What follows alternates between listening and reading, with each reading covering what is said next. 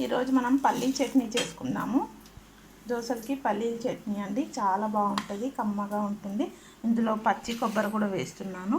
చూసారు కదా, 4 ముక్కలు పచ్చి కొబ్బరి, ఒక రెమ్మ చింతపండు, కొద్దిగా కరివేపాకు అండి తాలింపుకి, 9 మిర్చీసు ఫ్రై చేసుకున్నాము. ఈ పల్లీలు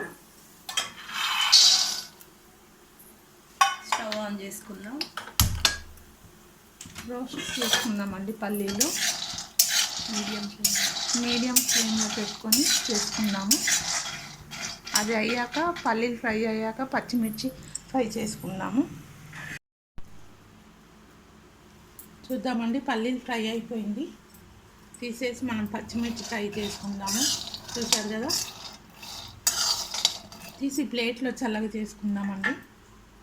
ప్లేట్లోకి మార్చేసుకుందాము. ఇప్పుడు ఇందులోనే పచ్చిమిర్చి వేసుకుందాము.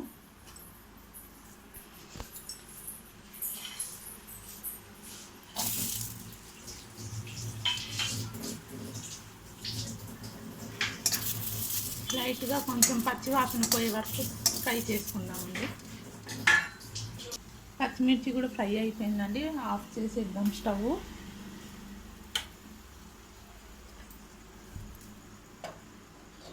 ఇది ఇట్లా వేసుకుందామండి, తర్వాత చల్లగా అయ్యాక వేద్దాము.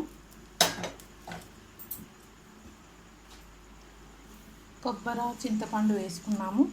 అలానే ఈ పచ్చిమిర్చి కూడా వేసేద్దాము. రుచికి సరిపడా సాల్ట్ వేసుకుందాము. పల్లీలు చల్లగా అయ్యాక వేసుకుందామండి. పల్లీలు చల్లగా అయిపోయాయండి. పల్లీలు వేసేసుకుందాం జార్లో. అలానే ఈ మిర్చీస్ కూడా వేసేసుకుందాము. పల్లీలు వేసుకుందాము. ఫస్ట్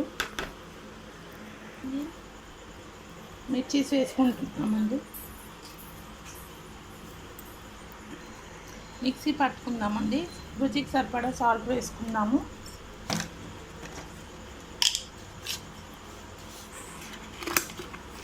ఒక 1/2 స్పూన్ వేసుకున్నానండి.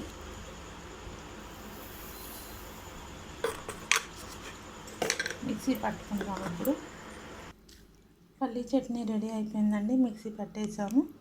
చూసారు కదా, చాలా మెత్తగా అయిపోయింది. ఇప్పుడు బౌల్లో వేసుకుందాము. తాలింపు చేసుకుందాము. కడాయి పెట్టానండి. ఆయిల్ వేసుకుందాము. ఒక 2 స్పూన్స్. 2 స్పూన్స్ ఆయిల్ వేసానండి. ఆయిల్ హీట్ అయితే ఆవాలు, జీలకర్ర, కొద్దిగా మినపప్పు, కరివేపాకు వేసుకుందాం. ఆవాలు వేసుకుందామండి. కొంచెం ఆవాలు, జీలకర్ర వేసుకుందాము. కొద్దిగా మినపప్పు వేసుకుందామండి.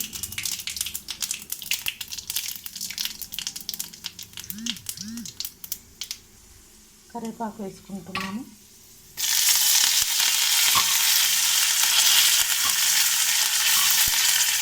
కొద్దిగా పసుపు కూడా వేసుకుందామండి. కొద్దిగా పసుపు,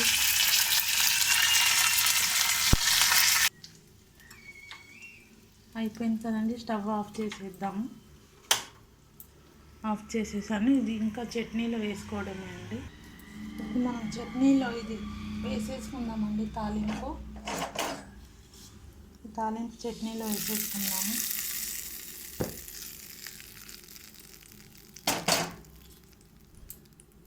చట్నీలో చూసారండి, వేసేసుకున్నాము. మన ఎమ్మి పల్లీ చట్నీ రెడీ అండి. చూసారు కదా ఎంత బాగా అయిపోయిందో చట్నీ. చాలా బాగుంటుంది అండి, కమ్మగా. మీరు కూడా ఇలానే వెరైటీ డిష్లు చేసి తినండి. కామెంట్ బాక్స్లో చెప్పండి ఎలా ఉంది, ఎలా చేశారు అని. Thank you.